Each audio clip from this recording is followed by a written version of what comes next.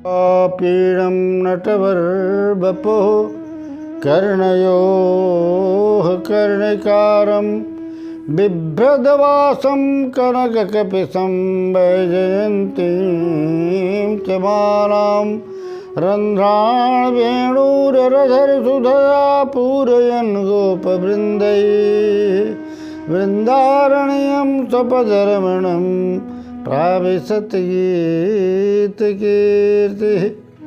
परम मंगलमय परात्पर अक्षेश्वर अकारण करुणावरणालय भक्तवांछा कल्पतरु तड़ित दुत विनंदक पीताम्बरधारी श्री बालकृष्ण लाल के चरणों में कोटि कोटि नमन करते हुए आज हम श्रीमद् भागवत कथा में प्रवेश करने जा रहे हैं।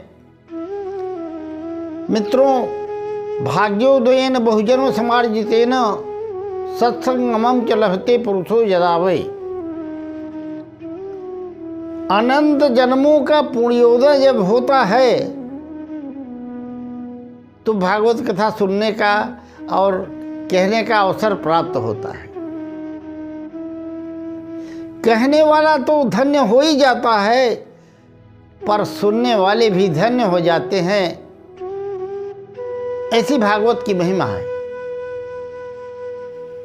एक बार की बात है, भगवान श्री कृष्ण के यहाँ वसुदेव यज्ञ कर रहे थे ऋषियों को बुला करके, और नारद जी वहाँ पर पधारे। तमेकदा तु देवर्षि वसुदेवो गृहागतम अर्जितम सुखमासीनम विवाद्येदम अब्रवीत। नारद जी वसुदेव के पास यहाँ आए। वसुदेव जी ने उनका पाद प्रक्षालन किया, पूजन किया, आसन दिया और प्रार्थना करके बोले कि प्रभु, आप जैसे संतों का मिलना तो मनुष्य के कल्याण का साधन हो जाता है। आप जहाँ पहुँच जाएं, आप जैसे संत पहुँच जाएं, वह स्थान तीर्थ हो जाता है, पवित्रों में भी पवित्र हो जाता है। और आपसे निवेदन करता हूं कि मुझे कुछ सत्संग कराइए जिससे मेरा कल्याण हो सके। तो नारद जी कहते हैं, श्रुतो अनुपठितो ध्यात आदृतो अनुमोदितः सद्यः पुराति सद्धर्मो देव विश्वद्रोहोपि। समस्त विश्व का द्रोही भी हो तो भी मनुष्य जो भगवान की कथा को कानों से सुनता है, भगवान के विग्रह की पूजा करता है और भगवान को हृदय से अपना मानता है, वह संसार का द्रोही हो तो भी पवित्र हो करके मुक्त हो जाता है। और इसके विषय में मैं तुम्हें एक प्राचीन इतिहास बताऊंगा।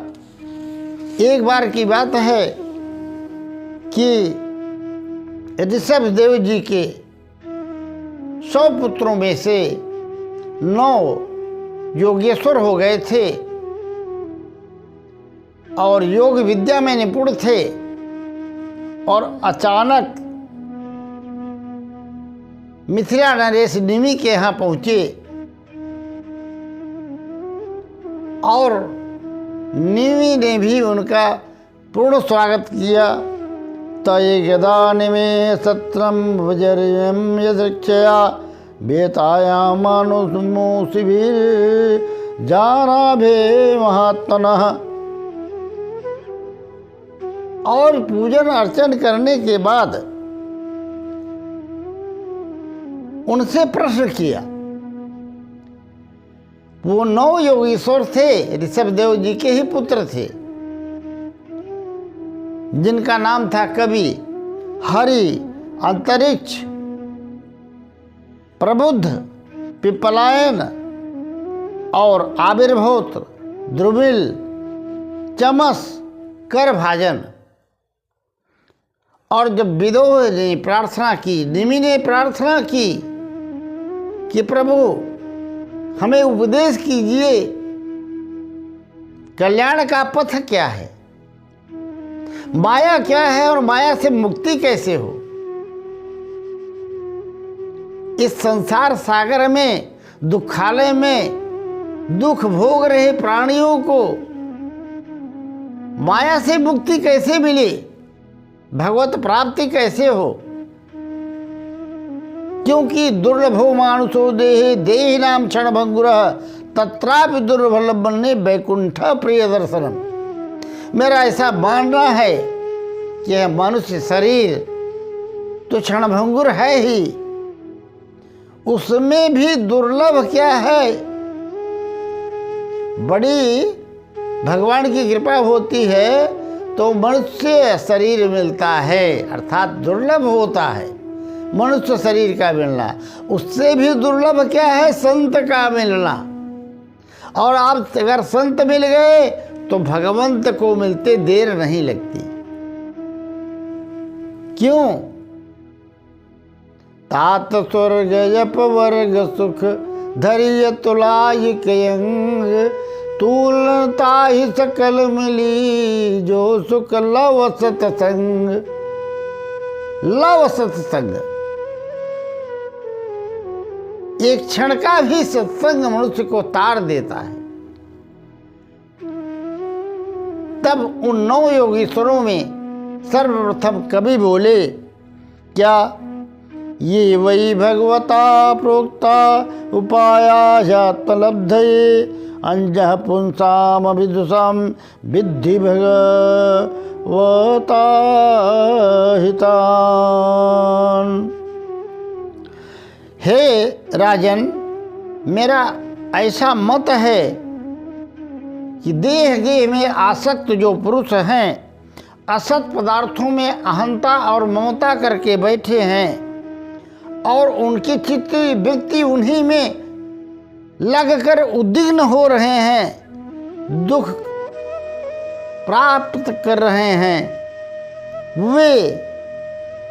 वे यदि भगवान के चरण कमलों की नित्य निरंतर उपासना, उनकी कथा श्रवण करना, जप करना, ये सब करते हैं तो पूर्णतया माया से मुक्त हो जाते हैं और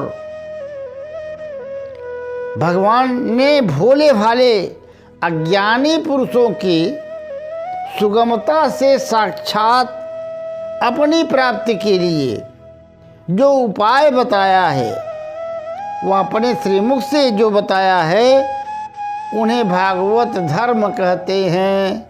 अब भागवत धर्म क्या है?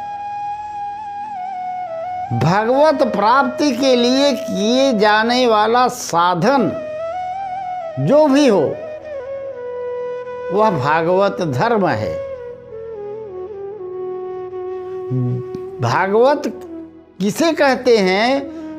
जो भगवान को प्राप्त करने के लिए निरंतर प्रयत्नशील रहता है, वह भागवत धर्म में स्थित होता है। भागवत धर्म उसे ही कहते हैं। और इन भागवत धर्मों का अवलंबन करके मनुष्य कभी विघ्नों से पीड़ित नहीं होता और न तो अपने मार्ग से कभी डिगता है और न पतित होता है। ये कवि बता रहे हैं।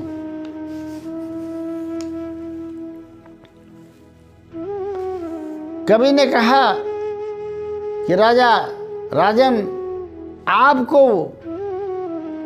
भागवत धर्म का पालन करना चाहिए। संसार से चित्तवृत्तियों को हटा करके जो हमारा मन जो है संसार में भटक रहा है, पुत्र, स्त्री, धन, परिवार, सुख संपत्ति, नाम यश कीर्ति के लिए दौड़ रहा है, उसे कंट्रोल करके भगवान के चरण कमलों में लगाना चाहिए। और जो व्यक्ति ऐसा कर लेता है, भगवान का नाम संकीर्तन कर लेता है, उनका पूजन कर लेता है, और वह प्रभु को प्राप्त होता है। तब राजा ने कहा कि भागवत धर्म का लक्षण क्या है, भागवत धर्म में स्थित कौन है, हम कैसे जानें। तो हरि ने जवाब दिया। अब हरि बोल रहे हैं, सर्वभूतेषु यः पश्येद् भगवद्भावमात्मनः भूतानि भगवत्तन्नात्मा नीच भागवतोत्तमः सर्वस्वमयि पश्यति यो मां पश्यति सर्वस्य सर्वं च मयि पश्यति तस्याहं न प्रणश्यामि स च मे न प्रणश्यति। अर्थात समस्त प्राणियों में ईश्वर दर्शन करना, ये भागवत धर्म में स्थित पुरुष के लक्षण हैं। समस्त प्राणियों में ईश्वर देखना, किसी को कोई संबंध नहीं के रखना, बस जो कुछ भी है ईश्वर है। और अपने गुरु को सम्मान देना। आचार्यामेव हरये पूजां ये श्रद्धये देहते न तद्भक्तेषु चान्येषु स भक्तः प्राकृतः स्मृतः। जो व्यक्ति अपने गुरु की श्रद्धा पूर्वक पूजा करता है, उनके आदेश का पालन करता है, बताए हुए नियमों पर चलता है और भगवान के आश्रित रहता है, वह कभी पतित नहीं होता। वह उत्तम श्रेणी का भागवत है। भागवत कई प्रकार के होते हैं, उत्तम, मध्यम और अधम। जो व्यक्ति भगवान की पूजा, भगवान की अर्चना निष्काम भाव से करता है, वह उत्तम कोटि का है। और जो व्यक्ति भगवान की पूजा, भगवान की प्राप्ति के लिए प्रयत्न करता है, पर मन में कुछ लालसा रहती है नाम यश कीर्ति की, सिद्धियों की, वह मध्यम श्रेणी का भागवत होता है। और जो भगवान से कुछ चाहता है, कुछ मांगता है, सांसारिक वस्तुओं की मांग करता है, इसके लिए भगवान में लगता है, वह अधम श्रेणी का भागवत है।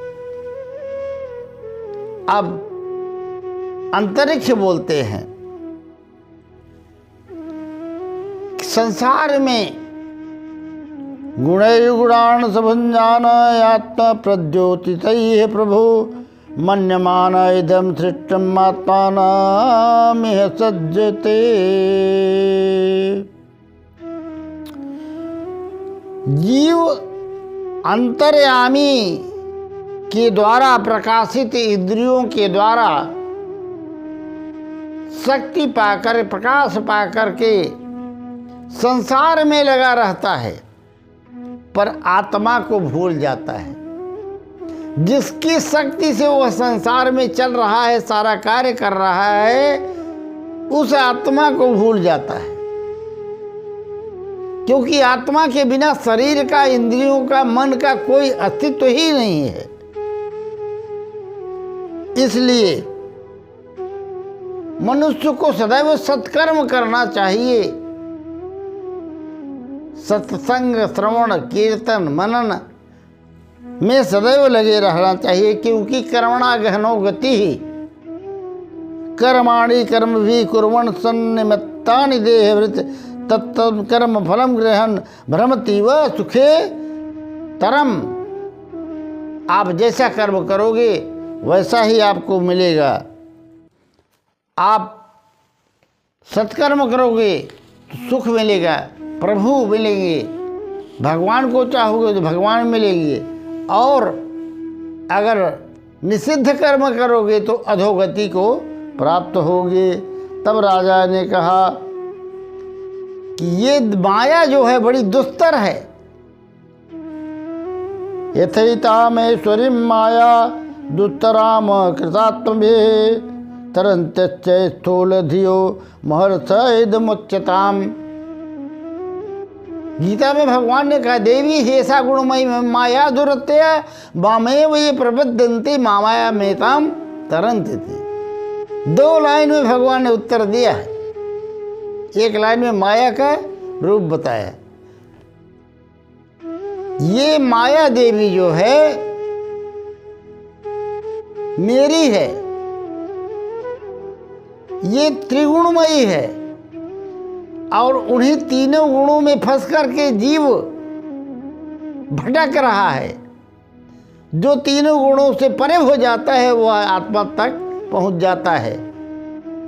और आत्मा तक पहुंचने का मतलब परमात्मा में स्थिति हो जाना। क्योंकि भगवान ने कहा है, मम दर्शन फल परमयनुपा। मम दर्शन फल परमयनुपा। जीव पावन जे सहज स्वरूपा। और जीव का सहज स्वरूप क्या है?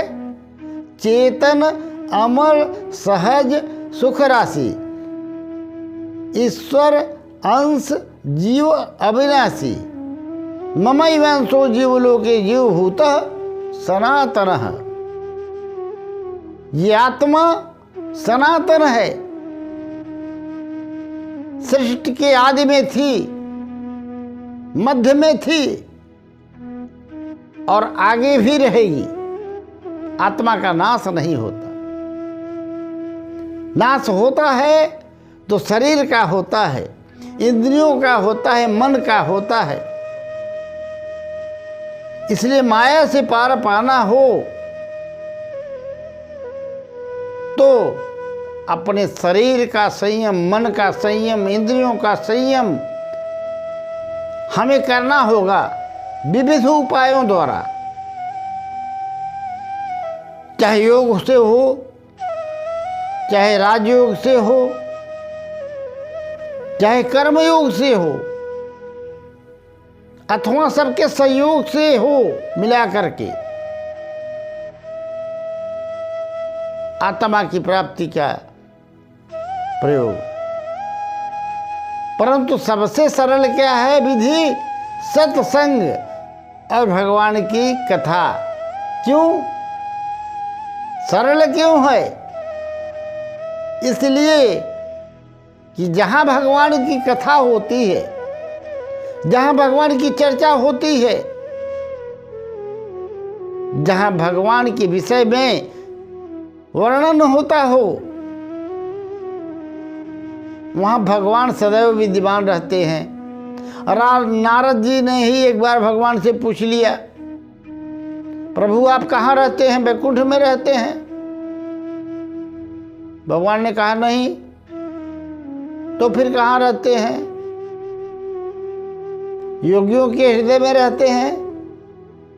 प्रभु ने कहा नहीं। तो फिर कहाँ रहते हैं? नाहं वसामि वैकुंठे योगिनां हृदयेन च मद्भक्ताः यत्र गायन्ति तत्त तिष्ठामि नारद। हे नारद, न तो मैं वैकुंठ में रहता हूँ और न योगियों के हृदय में रहता हूँ। यद्यपि ये बात सत्य है कि ईश्वर सर्वभूतानां हृदय से अर्जुन तिष्ठति, हर व्यक्ति के हृदय में भगवान का वास है, पर अप्रकट, प्रकट नहीं। परंतु जहाँ मद्भक्ता है यत्र गायन्ति तत्र तिष्ठामि नारद। जहाँ मेरे भक्त मेरा गुणानुवाद करते हैं, मेरी कथा सुनते हैं, मेरी कथा होती है, संकीर्तन होता है, वहाँ मैं सदैव विराजमान रहता हूँ। इसलिए माया से पार होना है तो माया मेताम तरन्ति ते। कौन माया से पार कौन होगा? मामेव ये प्रपद्यन्ते, जो मेरे शरण हो जाता है, जो मेरा हो जाता है। आज सबसे बड़ी विडंबना क्या है? संसार में जो अपने नहीं हैं, जो अपना नहीं है। पुत्र आपका है, कब से है और कब तक रहेगा? माता पिता आपके हैं? नहीं, बिछो होना ही है न है। संसार में जो कुछ भी चीजें हैं आगमा पाइनो ने अनित्यम, अनित्य हैं और आने जाने वाली हैं। जो आज दिखाई पड़ रही हैं कल वो नहीं रहेंगी। तो आपका उनसे बिछो होना ही होना है। तो जो चीज आपसे छूटने वाली है उसके मुंह में फंस करके अज्ञानता का प्रदर्शन ही तो है। और जो आपका है चेतन अमल सहज सुख राशि सच्चित आनंद स्वरूप आत्मा, वो आपकी है। आप उस आत्मा में स्थित होने के लिए सारा प्रयत्न करें। और सबसे सरल विधि बताई सत्संग। जहाँ भगवान की कथा होती हो, जहाँ भगवान की चर्चा होती हो, जहाँ 4-6 भक्त बैठ करके भगवान का गुणानुवाद करते हो, मन लगा करके सुनो। तो भगवान ने कहा माया में ताम तरन्ति ते। जब मेरे पारायण व्यक्ति हो जाएगा तो वह माया से तर जाएगा। मित्रों, आज का प्रसंग यहीं तक। वीडियो अच्छा लगा हो तो जय श्री कृष्ण राधे राधे अवश्य लिख दीजिएगा।